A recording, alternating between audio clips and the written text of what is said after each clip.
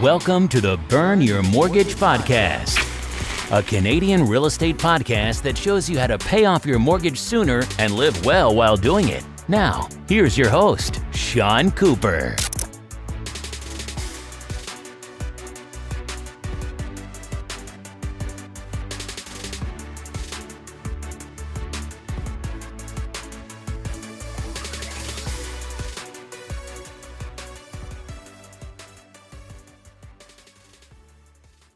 Welcome to the Burn Your Mortgage Podcast.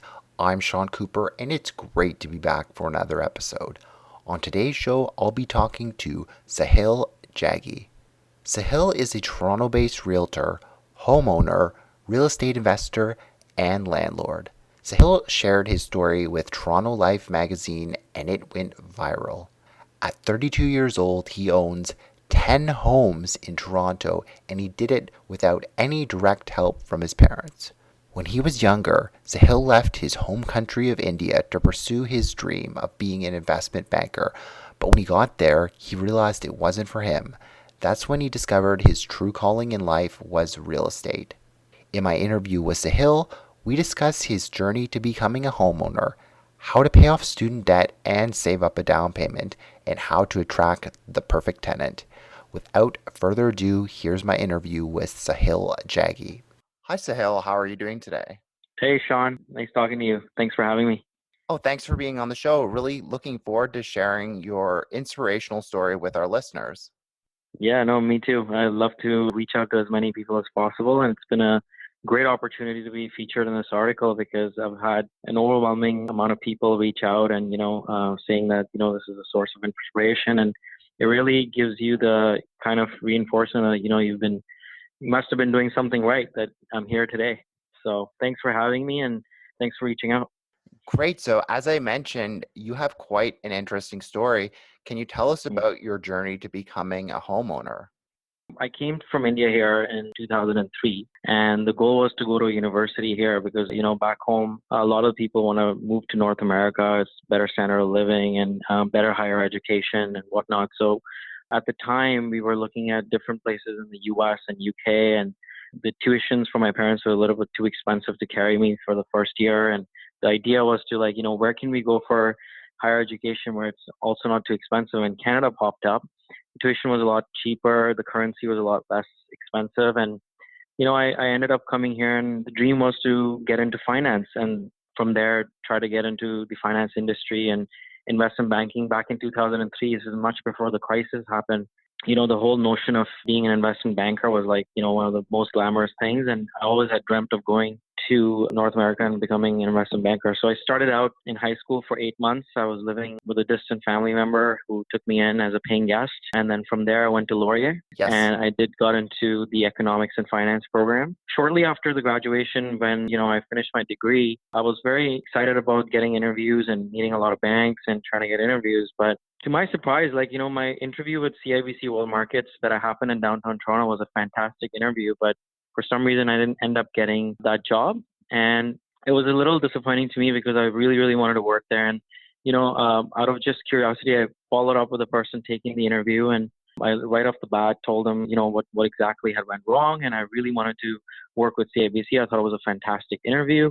And he said, look, we liked you, but seems like, we were overloaded with resumes and yours just fell a couple points short. So I said, I know CIBC has banks all over the place.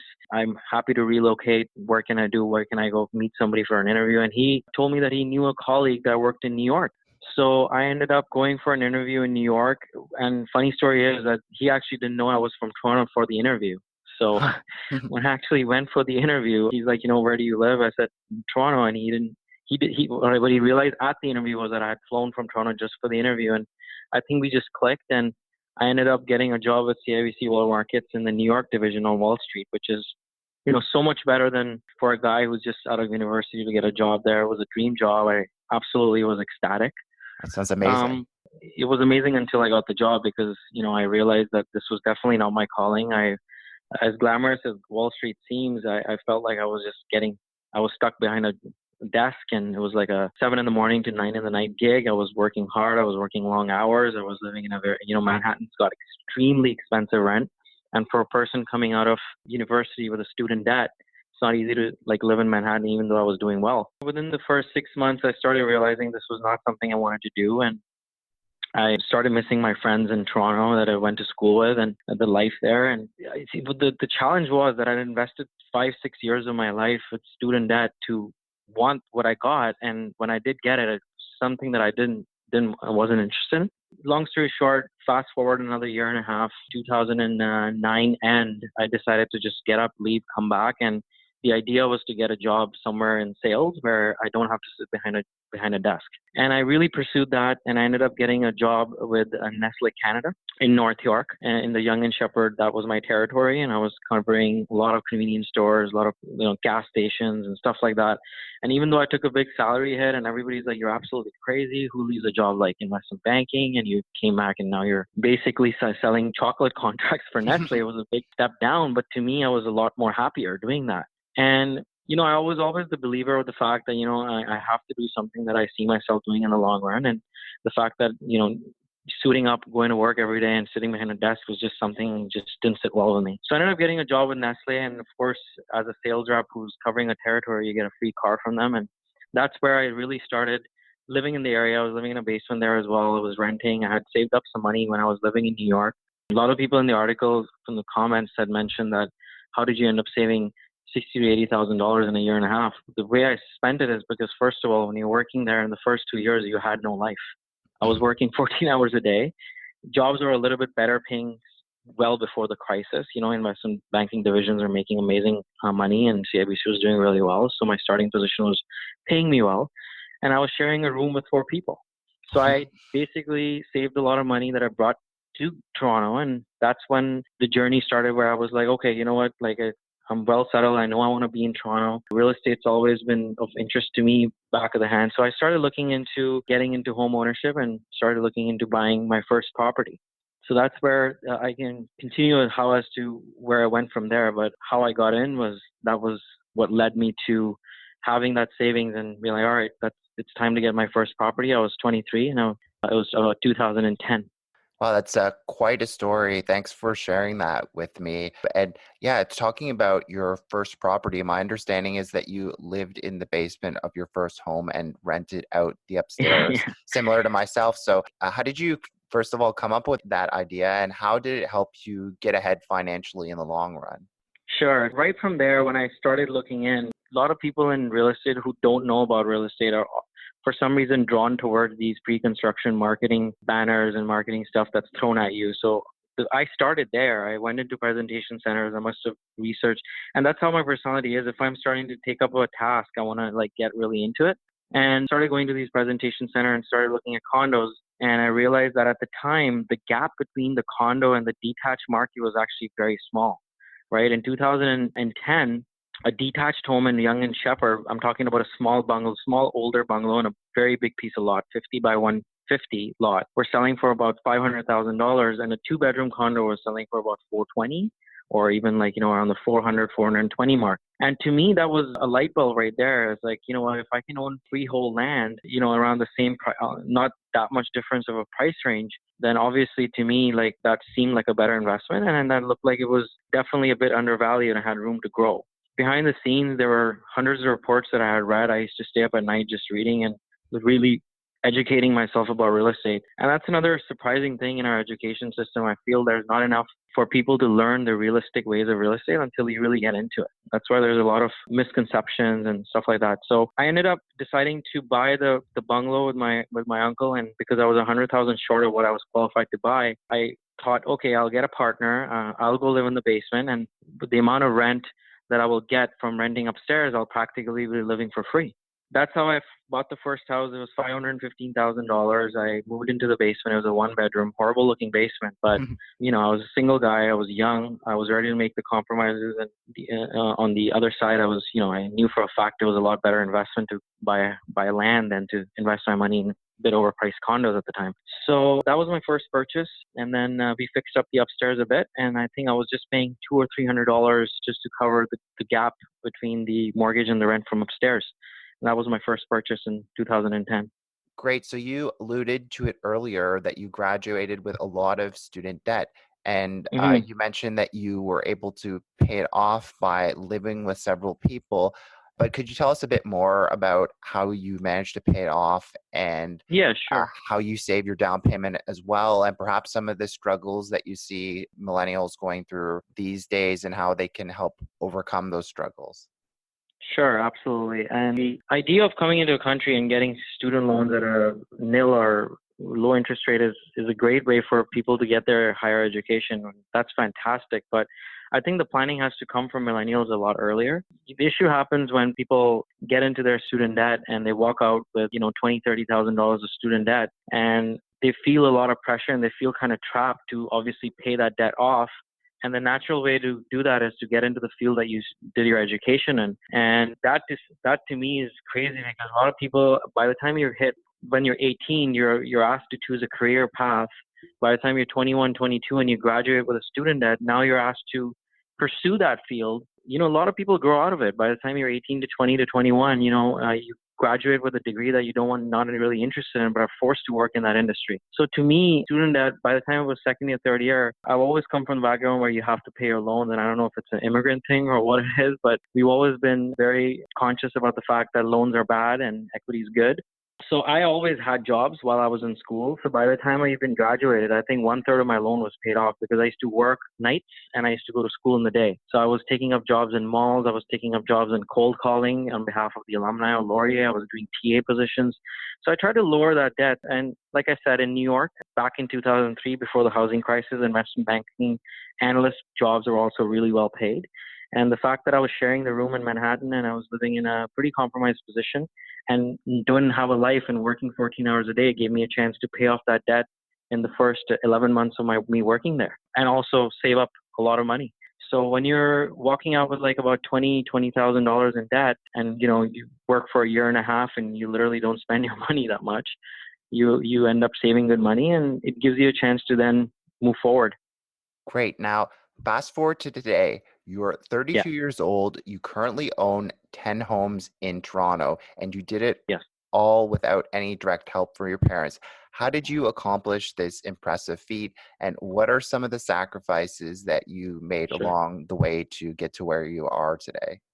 One of the things, obviously, is that my timing was absolutely perfect. In 2010, one of the things that I looked at was that Toronto was getting a lot of traction from all over the world. It was coming out to be one of the best cities in the world to live in. And how I know that is because education is paid for, healthcare is amazing for people. There's political stability in Canada as opposed to a lot of countries in the world. The infrastructure is fantastic. Diversity is amazing. Immigration is at an all-time, we're a very open and immigration-friendly country. And all these factors to me seem like, a lot of people who are in different countries that don't have that much, Toronto seemed like an amazing place to come and live in. So I saw that and I picked that up a lot earlier. And that's what led me to determine that compared to like other places like New York, LA, or even like Hong Kong or Singapore or all the other places, Toronto was very undervalued.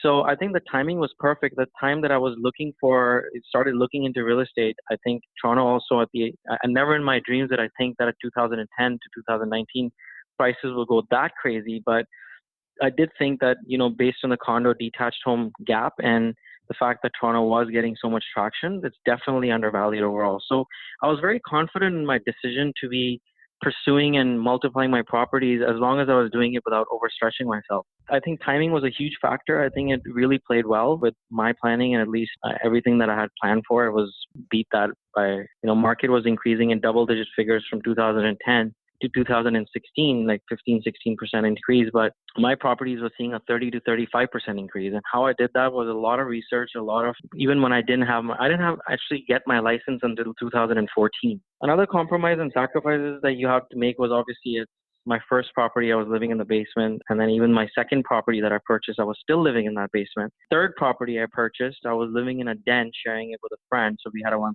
den and I chose to live in the den.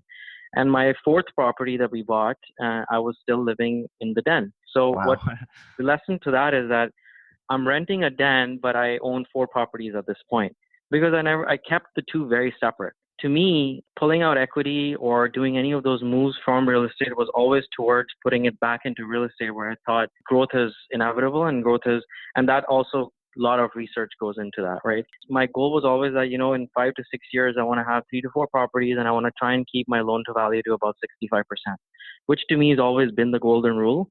Today I own 10 properties, but my loan to value is actually 50%, which means I have a lot more equity that I could draw and I can buy more. But I've always been very careful in whatever I buy and, whatever decisions I make. I always try to see what's the new trends in the market, where the builders are going. And also I think in real estate, you can't get too comfortable with one neighborhood. You always have to move around. So 2010 to 2012, my investments were made in bungalows that are between 500 and 700,000 in north part of Toronto. And then I realized when it crossed that 700 mark, I realized that it's not, even with putting 20% down, I'm not covering my cash flow, which is the second magic rule, which is for me, like, if you're investing in freehold property, you have to have your cash flows at least break even, right? Because it kind of defeats the purpose of owning an investment if you keep feeding it. And by break even, I mean, like, give or take $50 up or down, but you want to be in that break even figure. The one thing that really worked out well for me, like I said, was my purchases were always really, really good. And a lot of the times I would even purchase properties that came later in the years after I got my license in 2014, because the goal was not to get a license and start selling real estate for people. The goal was that to get your license and door knock to people, the houses that I wanted to buy without being questioned as to who the hell you are. So for me, funny enough, the last 5 properties I purchased have never even been on the market because I narrow the area down, I narrow the streets down, I narrow the kind of houses that I want to purchase, and then I go door knock.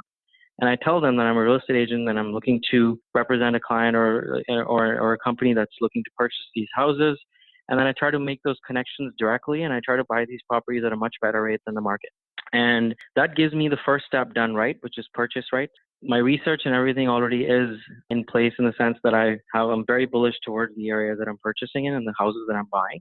Very careful about checking off all the boxes that such as cash flow 15 to 20 minutes from downtown Toronto. I've never purchased a property outside of Toronto because I always believe that Toronto as a city is always going to be the best. Like, when housing crisis happened in states, Manhattan never took a hit in housing prices, right? And that shows that, in the core areas and the core locations, even in bad markets, you're always going to have people and the real estate's always going to remain stronger. Like when the GTA kind of went through a correction itself, Toronto proper stayed strong, but the 905 region Exactly. hit pretty hard. So yeah, that's points. Exactly.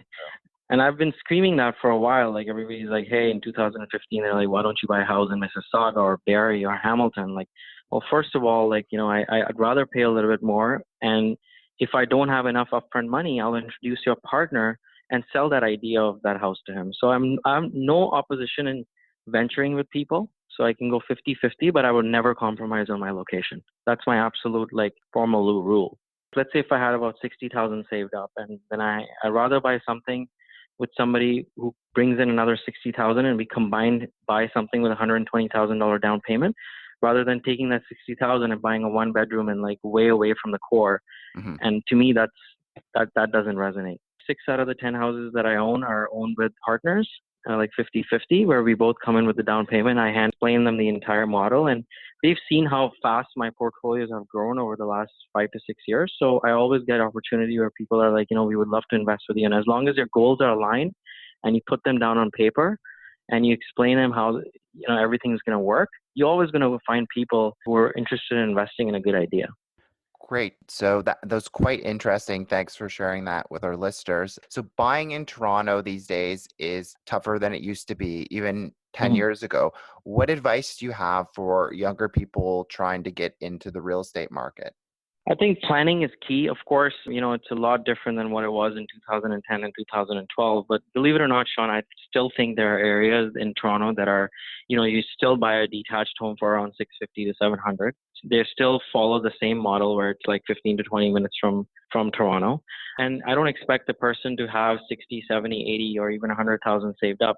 But there are other things that they can start with. Get your foundations right. So for example, work towards something that gives you stable income and keep your credit up so that at least 2 out of the 3 things that are required for financing, you as a broker would know, is they look for stable income, have good credit, and then comes the question of down payment. If you have your financing and planning done in advance, like I meet a lot of young people who come, they're like 22, 23, some even like 25, and they're like, look, we're looking to buy, but we have $30,000, $40,000 saved up. I say, okay, you know what? If you have $30,000 to $40,000 saved up, create a financial plan for yourself. So like the next 6 to 8 months, I'm going to save so much money. And if you don't, then find partners, go out to networking events. There's so much appetite for real estate and people in exactly the same position as you, and combine and synergize.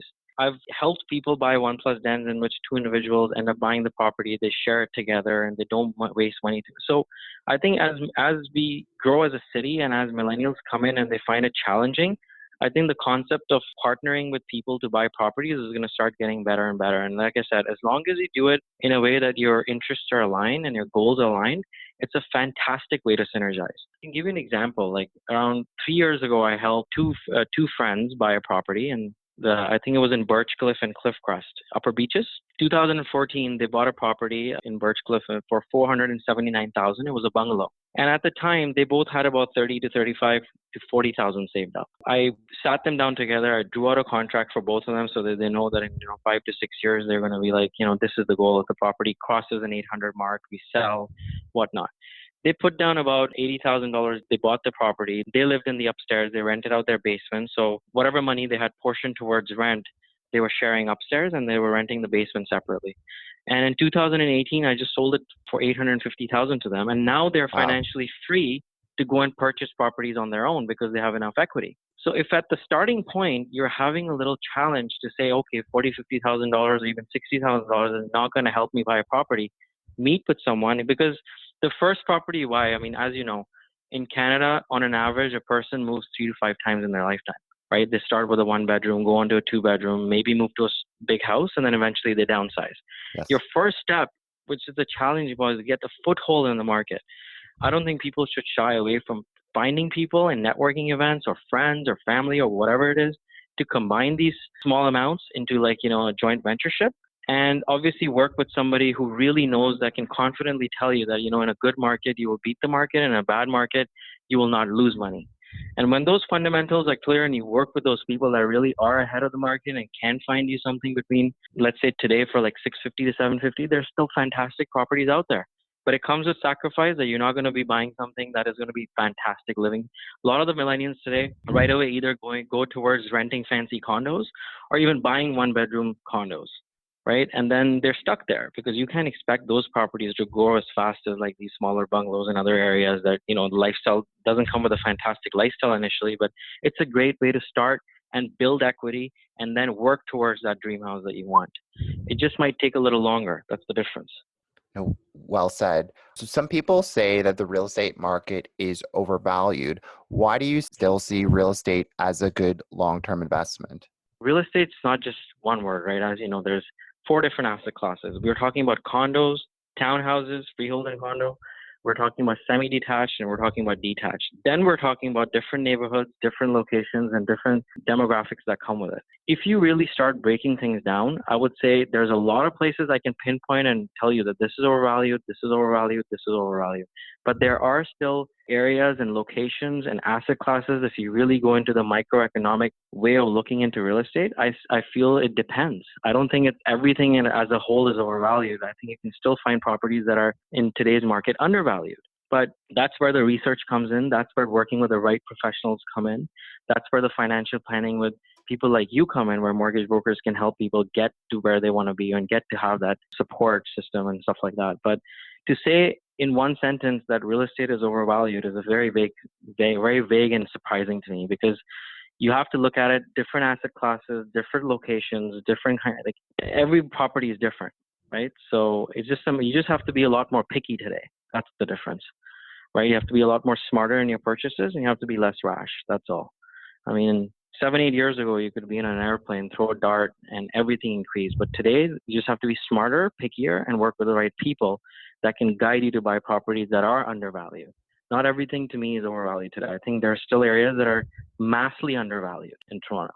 You're not just a real estate investor as well as a real estate agent, you're also a landlord. What has the experience been like, and any tips for attracting the perfect tenant? That's a great question. Behind the scenes as a landlord, first of all, you have to have and this is something I think a lot of people will learn over time. When I sit with my clients, or when I even sit with some investors, the first question I ask them is that how hands-on do you need to be on this property? And the first thing is say, look, I just want something that I get my checks and I'm done. And obviously for that person, you would recommend a better condo versus the other person. Like, look, I'm looking for appreciation. I don't mind the hard work. I don't mind putting in the right work. Keep in mind, when I'm buying these older bungalows in fantastic locations, the fact that they are older bungalows, you're attracting a different kind of tenant. My advice is like try to be as hands-on as possible, at least for the first 5, 6 years of your career, or at least the 3 or 4 properties that you've at least built up. Don't leave it in the hands of property manager, which is, they don't treat the properties as their own. You're going to end up being cash negative, trying to manage a property through a property manager. So try to buy something that is a little bit more at arm's length and try to get into it hands-on, right? Because all you really need is a good handyman, a good people who are one phone call away to take care of you. And over time, you build those relationships with those people. Like today, I manage 48 tenants, not including the one that I own through my Mink Real Estate Capital Fund, which is a commercial division. But any problems that happen, any issues that happen, they still have my direct cell phone number. I don't have a property manager or an assistant taking those calls. And when I have those relationships with tenants, they see that, he's not the kind of landlord that will just be, and because I'm not going to fix these problems. I'm just a channel that they call me. I hear their problems. I call the right people and I connect the right person and I take care of my properties and take care of my tenants. Once you see that kind of happens, the conversations change when you go in a year from today and try to increase those rents because you've built those relationships and everything goes hand in hand. So even though rules don't allow you to increase 1.8%, sometimes you can show them that the cost of interest rates have increased, your property taxes have increased, and you can sit there and say, look, I've been the kind of landlord that is, take care of anything. I take care of my properties and I will need a little bit more than what's allowed to cover my costs. And at that time, relationships matter. But to expect to be a landlord and have absolutely either a property manager manage your properties or not be hands-on, then it's not a good investment for you. You're so passionate about real estate that you decided to become involved in the industry yourself. What's it been like being a realtor and what do you enjoy most about it? Until 2014, which was 4 years into me being a real estate investor, I never wanted to be a real estate agent because I was still working with Nestle full time. But once my portfolio started taking off, which means that if I bought a house and it was doing a lot better than what the market increases were, because let's say if the first property I bought, 141 Churchill, for $500,000 in 2010. Just to tell you, without doing much work that I did back in 2010, I sold it for 1.6 million in 2016. Wow. Right? So I cleared $1 million on that property, and again, that comes to it, where to buy, how to buy. So my portfolio was doing a lot better than the market, and people saw that. So naturally, a lot of friends, family, and people I met at work were like, "Can you help us do the same thing?" and this and that. And I'm like, you know what? Relying on realtors has never been good for me. I've never had the experience of having an absolute fantastic real estate agent help me. Like I felt like 80% of the work I was doing with myself. And now that I'm starting to get a lot of people come to me and ask me for help, it was just a natural progression for me. I've always loved sales. I was doing that for Nestle anyway. So it made sense for me to get my license, opened up the MLS thing for me and opened up the fact that I could door knock and also start helping people full time on the side. And to me, like it comes easy in the sense that 90% of the people that I work with in real estate are investors. And when I look at real estate, even for people that I'm helping buy homes, even though it's going to be a good home for them, but for me, it's always, is it also a very good investment? So I can always give that extra feedback to them on why I think this is also a good investment for them, not just a good home for the family. And most of my pitches are like, they don't see me as a real estate agent. They see me as a person who's actually selling them something that I already purchased. So if I buy a house on the street, I have 5, 6 investors that want to buy the house on the street as well, because they sort of just, it's more like, I put my money where my mouth is when I'm selling them these investments. I never try to sell them something that I wouldn't buy for myself. And that kind of gives me that credibility with investors where they feel like, you know what, he's bought the first property here. He's obviously done a lot better than the market or a lot of other people. And then when I make that kind of sale to them, like, look, I understand what it is to buy a property here because I bought it myself. That automatically gets them that trust that, you know what, he seems like he's different from other real estate agents. And that's my advice to a lot of realtors out there too. Like, it'd be funny the amount of people I've met as other real estate agents that still don't own a single property and they're just going out there selling these properties. To me, that's insane. Like, how do you know what even the feeling of signing a paper feels like? How do you know this is a good investment? When if it's that good, why don't you put your own money in it? In my case, I say I have. And that gives me that edge. I guess it's similar to the analogy, like if you're a personal trainer and you're not in good shape yourself, then it doesn't really make sense to be giving advice on good diet and exercise. So I totally get what you're saying. Yeah, like believe it or not, I've never advertised that much. I have never sent flyers. I've never done any of those marketing things. For me, I love real estate. With or without my license, I'd be purchasing real estate. And I put a lot of time and resources into like, which are narrowing down areas and narrowing down which asset classes. Out of 100 pre-construction, I'll narrow down to 2 or 3 that I think are fantastic. And when I carry that information it's like for my investors and my clients and myself, I feel like, I'm sort of giving them something that I truly believe in. And they feed off of that and they see it and then they do well and they're ready to buy their next property. It gives me an opportunity to work with a lot of people and also do really good work. Great. Well, Sahil, it's been great having you on the show today. Before I let you go, is there anything of interest that you're working on that you'd like to share with our listeners? Yeah, absolutely. Like, I'm working on a few neighborhoods that I think are going to be really, really good in Toronto. And I understand that a lot of people, affordability is a big reason that today it's tough to buy. And, it's not easy for anybody to go through the stress test and purchase properties. But, reach out to me. I will still direct you to places that are within that 600 to 800 mark where you can still buy fantastic detached freehold property today. If you're looking for pre-construction, like I said, be extremely careful, especially with the contracts, and don't get carried away with the marketing. You're welcome to call me and ask me, and I'm happy to direct you to a few pre-construction that I think are stand out of the bunch. The only thing I would say is, it's very important to work with the right people who really, really know what they're doing and their purchases of the product that they're selling to you. And in my case, I usually, like I said, I direct people in avenues and areas where I have full faith in and I put my money where my mouth is. So we'll be happy to serve and assist anybody who's looking for real estate in Toronto. Great. And I'll be sure to include your contact information in the show notes. So thanks very much for being on the show. It was wonderful to have you. Yeah, it was my pleasure. Thank you so much for having me. Thanks for listening to another episode of the Burn Your Mortgage podcast. Besides being a podcast host, I'm also an independent mortgage broker. If you or anyone you know, family, friends, coworkers, or neighbors could ever use any unbiased mortgage advice or a second opinion, feel free to reach out. Email me at Sean, that's SEAN, at burnyourmortgage.ca, or call or text me at 647-867-3711 for a free mortgage consultation.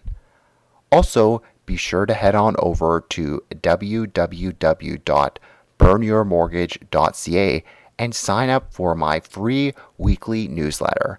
As a small token of my appreciation, you'll be able to download my ultimate mortgage checklist on choosing the perfect mortgage. I look forward to hearing from you and helping you with all your mortgage needs. Once again, thanks for listening. You've been listening to the Burn Your Mortgage podcast. Don't forget to subscribe on iTunes and leave a rating. Until next time, happy mortgage burning.